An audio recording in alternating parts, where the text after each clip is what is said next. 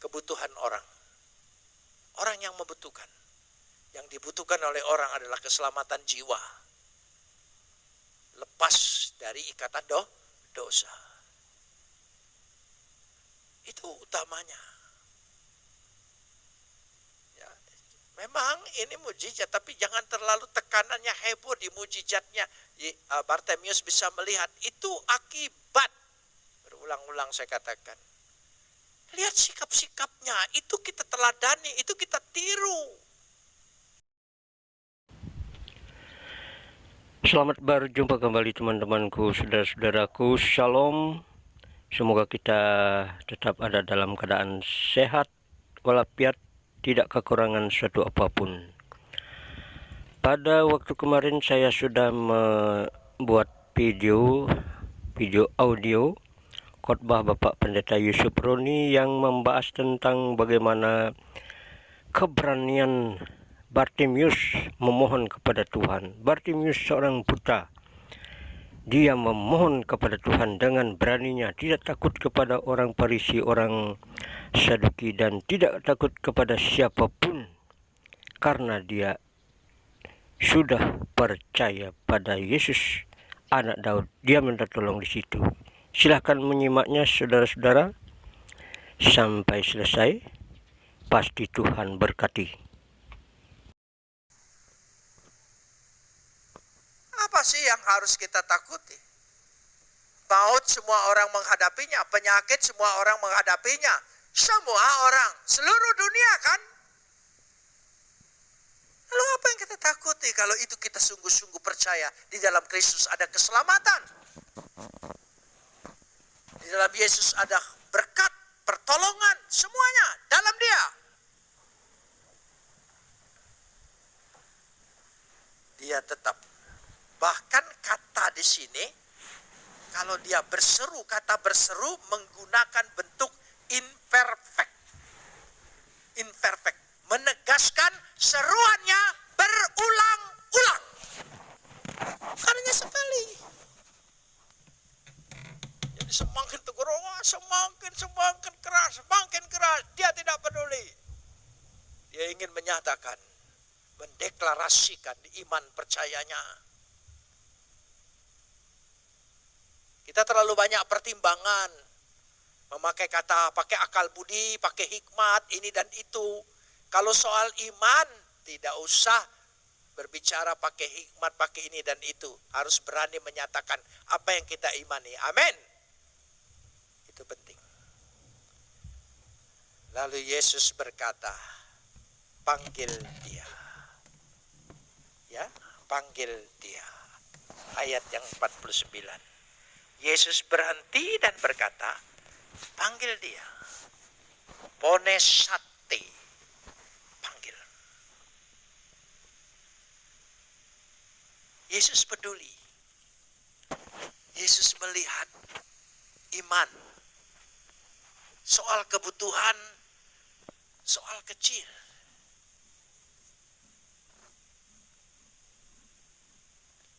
Dia peduli. Karena itu setiap Yesus ketika menyuruh memanggil Bartimius, maka akan terjadi keajaiban, perubahan yang luar biasa. Amin. Yesus memanggil kita. Sahut panggilannya. Pasti ada perubahan dalam hidup kita, dalam masa depan kita, dalam keadaan kita. Amin. Sambut. Dia mengetuk pintu. Dia berdiri di sana. Dia memanggil kita. Ada pujian manis lembut. Yesus memanggil kita.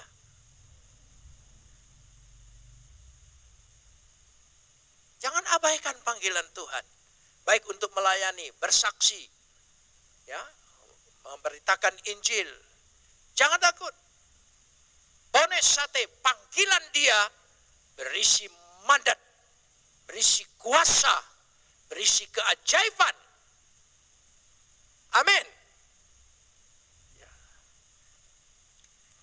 Konsep inilah sebetulnya menjadi sebuah lambang delegasi Kristus kepada gereja. Supaya gereja menjadi juru bicaranya, gereja harus menjadi perpanjangan tangan ya di dunia ini untuk menjawab, menolong kebutuhan orang. Orang yang membutuhkan. Yang dibutuhkan oleh orang adalah keselamatan jiwa. Lepas dari ikatan dosa. Itu utamanya. Ya, memang ini mujizat, tapi jangan terlalu tekanannya heboh di mujizatnya. Bartimius bisa melihat itu akibat. Berulang-ulang saya katakan. Lihat sikap-sikapnya, itu kita teladani, itu kita tiru. Gereja dipanggil untuk ini. Ayat 50. Moving forward. Dia menanggalkan jubahnya. De apobalon, tohimation, tuton.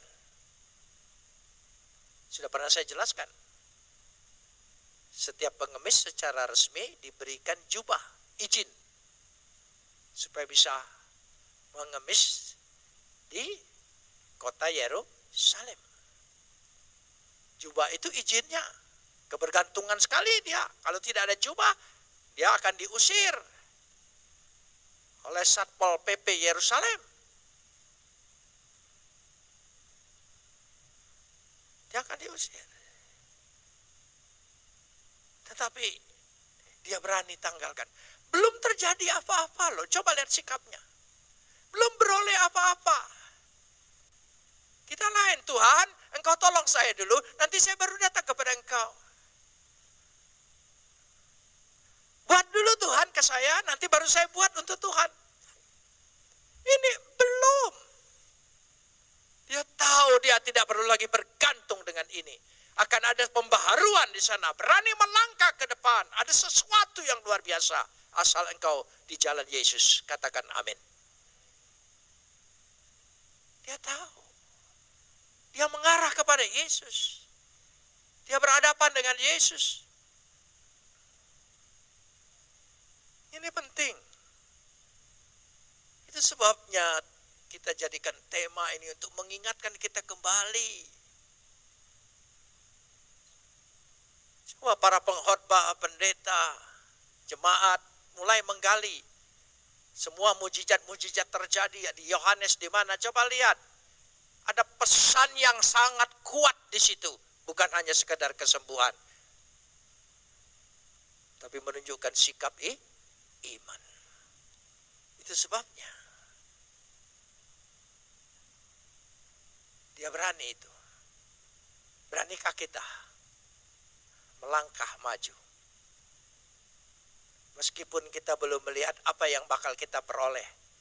Tapi menunjukkan sekali lagi sikap percaya penuh di depan, di jalan Tuhan. Pasti ada berkat Tuhan. Ada pertolongan Tuhan. Ada penghiburan Tuhan, katakan amin. Amin. Itu dia. Coba. Sikapnya luar biasa. Ayat 51. Ayat 51. Kita lihat, ini semua sikap-sikap ini. Tanya Yesus kepadanya, apa yang kau kehendaki supaya aku perbuat bagimu? Jawab orang buta itu apa? Supaya aku dapat. Istimewa kata mana? Supaya aku dapat melihat. Nah ini. Pengakuan dia Rabuni. Berani mengakui Rabuni. Itu berarti Yesus diakui di Injil Yohanes. Ya, disebut Rabuni setelah dia bangkit. Bartimius mengaku dia Rabuni sebelum dia bangkit. Dahsyat kan? Rabuni supaya aku dapat melihat. Kata Rabuni berasal dari bahasa Aramik. Sebutan ini lebih tinggi dari sebutan Rabi. Itu Mesias. Rabuni itu Mesias. Coba kita bandingkan dulu Yohanes 20 ayat 16. Yohanes 20 ayat yang ke-16. Kata Yesus kepadanya, Maria, Maria, berpaling dan berkata kepadanya dalam bahasa Ibrani, apa? Rabuni, Mesias. Tapi yang menyebut Rabuni lebih dulu siapa? Bartimius. Kalau dia sudah lihat dia bangkit, dia tidak mati, dia dahsyat, dia hebat. Pengakuan itu bernilai sebelum kita melihat apa-apa, itu iman. Kalau sudah melihat semua tersedia, ya tidak perlu kekuatan iman itu.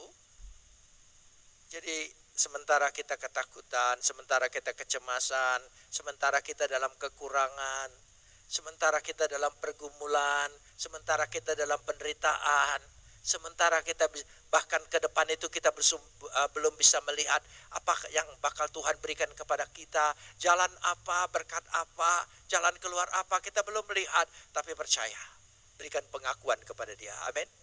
Tidak akan sia-sia, tidak akan sia-sia. Rabuni.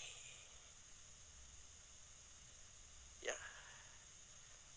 Karena ini konsep Mesias. Coba kita lihat dulu Yesaya 35. Yesaya 35 ayat 4 dan 5. Yesaya 35. Ya. Katakanlah kepada orang-orang yang tawar hati, kuatkanlah hatimu, jangan takut. Ayat 5. Lihatlah, Tuhanmu akan datang dengan pembalasan dan ganjaran. Tuhan, Ia sendiri yang akan menyelamatkan engkau. Itu konsep Rabuni. Dari situ letaknya. Jadi itulah sebabnya Yesus tidak banyak berbicara. Yesus tidak tumpang tangan, tidak melakukan action apa-apa. Enggak. Jadi kuasa Tuhan itu jangan saudara pikir ada aliran roh, aliran tenaga dalam. Ini kebanyakan film silat. Iman justru dari diri kita mengalir. Dari pengakuannya Bartimius, dari sikapnya Bartimius, dari keberanian Bartimius, semuanya. Coba perhatikan. Perhatikan ayat 51 tadi. Ya.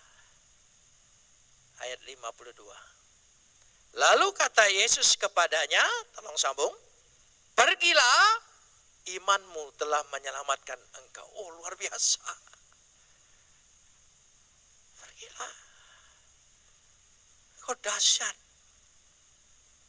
Imanmu. Kekuatan imanmu itulah yang menyelamatkan engkau, yang menyembuhkan engkau, yang memberikan pertolongan kepadamu. Amin. Kekuatan iman itu. Hupage hefistis so sesoken se. Kata sesoken menyelamatkan dalam arti bukan hanya terbebas dari secara fisik, tapi juga mental, spiritual. Sesoken. Luar biasa. Di sini saya mengagumin Bartimius. Orang hanya mengakui, oh orang buta dapat mujizat sembuh. Sudah di situ aja. Hebat ya Yesus. Yang hebat itu di sini, memang Yesus tidak perlu dibandingkan. Bartimius. Biarlah kita dalam minggu ini merenungkan sikap-sikap Bartimius ini. Minta kepada Tuhan supaya Tuhan beri kekuatan kepada kita. Supaya kita bisa mampu bersikap seperti Bartimius. Di tengah-tengah begitu banyak orang. Dan saya percaya karena Tuhan izinkan pandemi ini. Inilah kesempatan bagi kita menyaksikan. Mendeklarasikan iman kita. Amin. Ya. Orang tidak berani sekarang. Masa kita juga ikut takut? untuk menyatakan iman kita. Untuk bersaksi, mendeklarasikan itu penting sekali. Jadi jelas itulah yang dimaksudkan di sini. Baru akibatnya pada saat itu juga melihatlah ia. Lalu dia mengikuti Yesus. Itu kan akibat imannya. Jadi kekuatan iman kita, pertolongan Tuhan itu ada dalam diri kita, bukan di luar kita. Mari kita berdoa.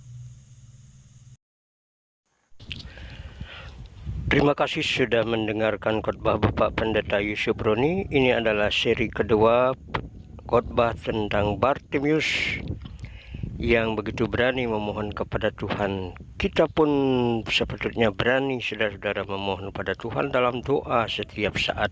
Apa yang kita menjadi persoalan kita bawa dalam doa kepadanya. Sekali lagi terima kasih. Jangan lupa like dan subscribe.